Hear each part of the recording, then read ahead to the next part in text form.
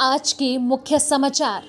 मुंबई, ठाणे, पालघर और रायगढ़ में मूसलाधार बारिश से जनजीवन अस्त व्यस्त। केंद्रीय गृह मंत्री अमित शाह और तेलंगाना के मुख्यमंत्री चंद्रशेखर राव राष्ट्रीय ध्वज फहराएंगे। पुलिस हमारी सुरक्षा के लिए होती है और समाज तथा देश को सुरक्षित बनाए रखे। भाजपा के प्रदर्शनकारियों के हाथों में खिलौनों की पिस्तौल और बंदूकें लेकर प्रदर्शन में शामिल। मुंबई, ठाणे, पालघर, रायगढ़ में आज सुबह से ही मूसलाधार बरसात हो रही है। जगह जगह सड़कों में पानी भर गया है। आसमान में घने बादल घिरे होने की वजह से विजिबिलिटी भी कम हो गई है। वेस्टर्न, सेंट्रल और हार्बर इन तीनों लाइनों में लोकल ट्रेनें देरी से चल रही हैं। मौसम विभाग ने ऑरेंज अलर्ट जारी किया हुआ है। अगले 3-4 घंटे बेहद अहम बताए जा रहे हैं। सिर्फ मुंबई, ठाणे, कल्याण और इसके आसपास ही नहीं बल्कि महाराष्ट्र के कई इलाकों में आज सुबह से ही और कहीं कहीं रात से ही मूसलाधार बरसात हो रही है। मुंबई के भाटसा डैम, जहां से मुंबई में पानी आपूर्ति की जाती है, ओवरफ्लो हो रहा है और इससे पानी छोड़ा जा रहा है। मुंबई में लोकल ट्रेनें 15 से 20 मिनट की देरी से चल रही है। मौसम विभाग ने मुंबईकरों से सतर्क रहने की अपील की है। मुंबई से सटे भिवंडी इलाके में 332 सब्जी मार्केट में घुटनों तक पानी भर गया है। नासिक और पुणे में भी जोरदार बारिश हो रही है। पुणे में खड़कवासला डैम से मुठा नदी का पानी छोड़ा जा रहा है। पुणे में भी ऑरेंज अलर्ट जारी किया गया है। नासिक में भी गोदावरी नदी का जल स्तर बढ़ गया है। गंगापुर डैम से 7000 क्यूसेक पानी छोड़ा गया है। गुजरात से महाराष्ट्र की तरफ कम दाब का क्षेत्र सरकने की वजह से जोरदार बरसात शुरू है। मौसम विभाग के मुताबिक अगले 24 घंटे में उत्तर मध्य महाराष्ट्र यानी नासिक और इसके आसपास हल्की या मध्यम स्तर की बारिश शुरू रहेगी। मुंबई, ठाणे, नासिक, पुणे में जगह जगह सड़कों पर पेड़ की शाखाएं गिरी हुई दिखाई दे रही हैं। मुंबई, ठाणे और इसके आसपास के इलाकों की बात करें तो रात भर रिमझिम बरसात हुई और सुबह से मूसलाधार बरसात शुरू हो गई। मुंबई में एक तरफ लोकल ट्रेन सेवा पर मूसलाधार बरसात का असर हुआ है और ट्रेनें देरी से चलने की खबर आ रही है, तो दूसरी तरफ सड़कों पर जगह जगह ट्रैफिक जाम की स्थिति दिखाई दे रही है। मौसम विभाग ने अगले 3-4 घंटे मुंबई और इसके आसपास के इलाकों के लिए बेहद अहम बताए हैं और मुंबईकरों को सतर्क सावधान रहने को कहा है। मुंबई समेत पुणे, पालघर, नासिक, रायगढ़, रत्नागिरी जिले में अगले 24 घंटे भी बरसात का जोर कायम रहने का अनुमान है। मौसम विभाग ने अगले 3 दिनों तक कोंकण समेत पश्चिम महाराष्ट्र में जोरदार बरसात का अनुमान जताया है। मौसम विभाग के अनुमान के मुताबिक 16 और 17 सितंबर यानी आज और कल मुंबई समेत उत्तर कोंकण के कुछ भाग और पहाड़ी क्षेत्रों में मूसलाधार बरसात होगी। आईएमडी के विशेषज्ञ के.एस. होसालीकर के मुताबिक महाराष्ट्र में अगले 3-4 दिनों तक मानसून सक्रिय रहेगा। कोंकण रीजन की बात करें तो सिंधुदुर्ग जिले में शुक्रवार यानी आज मूसलाधार बरसात का जोर रहेगा, जबकि रत्नागिरी में बरसात का जोर शनिवार यानी कल भी कायम रहेगा। रायगढ़ में भी आज और कल इन दोनों ही दिन मूसलाधार बरसात होने का अनुमान है।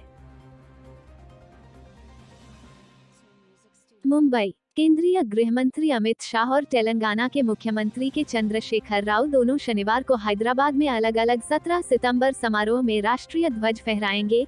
17 सितंबर को हैदराबाद में एक गहन प्रतिस्पर्धा वाला राजनीतिक माहौल बन रहा है। केंद्र सरकार पहली बार 17 सितंबर को हैदराबाद मुक्ति दिवस मनाएगा। भारत की आजादी के 1 साल से भी ज्यादा समय बाद तक निजाम के अधीन पूर्वी हैदराबाद राज्य का इसी दिन भारतीय संघ में विलय हुआ था। तेलंगाना सरकार ने इस दिन को तेलंगाना एकता दिवस का नाम दिया है। इसे मनाने के लिए तेलंगाना सरकार ने 3 दिवसीय उत्सव की घोषणा की है। यह केसीआर का लोकसभा चुनाव 2024 के मद्देनजर एक महत्वपूर्ण संदेश है। केसीआर पिछले काफी दिनों से केंद्र की राजनीति में बीजेपी का मुकाबला करने के लिए लगातार विपक्षी दलों के साथ मिलकर रैलियां कर रहे हैं। टीआरएस और सीएम केसीआर बीजेपी के सेलिब्रेशन को संदेह की नजरों से देख रहे हैं और इसे वो बीजेपी को एक विभाजनकारी एजेंडा बता रहे हैं। केंद्रीय गृह मंत्री अमित शाह सिकंदराबाद के आर्मी परेड ग्राउंड में केंद्र के समारोह की अध्यक्षता करेंगे। 2 पड़ोसी राज्यों के मुख्यमंत्रियों को न्योता भेजा गया है। ये दोनों राज्य कर्नाटक और महाराष्ट्र है, जहां बीजेपी की सत्ता है। इस समारोह में दोनों राज्यों के मुख्यमंत्री बसवराज बोम्मई और एकनाथ शिंदे समारोह में शामिल होंगे। दोनों राज्यों में पूर्वी हैदराबाद राज्य के हिस्से शामिल हैं। गृह मंत्री अपनी दिन भर की यात्रा के लिए आज रात हैदराबाद पहुंचेंगे। भाजपा नेता बताते हैं कि 1948 में भारत के पहले गृह मंत्री सरदार वल्लभ भाई पटेल ने हैदराबाद के भारत में विलय के बाद राष्ट्रीय ध्वज फहराया था। इस दौरान अमित शाह प्रधानमंत्री नरेंद्र मोदी के जन्मदिन को चिन्हित करने के लिए सेवा कार्यक्रम नामक एक अन्य कार्यक्रम में भी भाग लेंगे। भाजपा ने आजादी के 75 साल पूरे होने के उपलक्ष्य में केंद्र सरकार के चल रहे आजादी का अमृत महोत्सव के लिए हैदराबाद की मुक्ति के वार्षिक समारोहों को टैग किया है। तेलंगाना के केसीआर को भी आमंत्रित किया गया है, लेकिन उनके कई और प्लान हैं। वह राष्ट्रीय एकता दिवस को चिन्हित करने के लिए अपनी सरकार के आधिकारिक समारोह के लिए उपस्थित रहेंगे। केंद्र और राज्य द्वारा अलग अलग समारोह प्रतिस्पर्धी राजनीति को एक नए स्तर पर ले जाते हैं। अमित शाह और केसीआर दोनों जनसभाओं को संबोधित करेंगे। केसीआर की पार्टी भाजपा से सवाल करती है कि वो 9 नवंबर 1947 को भारत में गुजरात के जूनागढ़ के एकीकरण का जश्न क्यों नहीं मना रही है और केवल हैदराबाद पर ध्यान केंद्रित करना चाहती है। तेलंगाना में भाजपा राजनीतिक रूप से आक्रामक रही है। 2018 में पार्टी ने राज्य चुनावों में केवल एक विधानसभा सीट जीती, लेकिन बाद में उसने हैदराबाद में 3 उपचुनाव और स्थानीय निकाय चुनाव भी जीते। पार्टी को तेलंगाना में एक बड़ा राजनीतिक अवसर दिखाई देता है, जिसमें कमजोर कांग्रेस टीआरएस को मजबूती से चुनौती देने में असमर्थ है।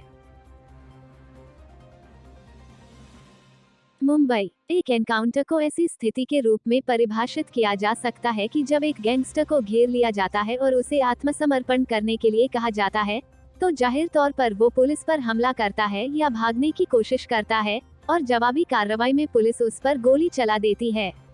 इस परिभाषा को समझना आसान हो सकता है, लेकिन यह नियम हमेशा ही विवाद और बहस का मुद्दा बन रहा है।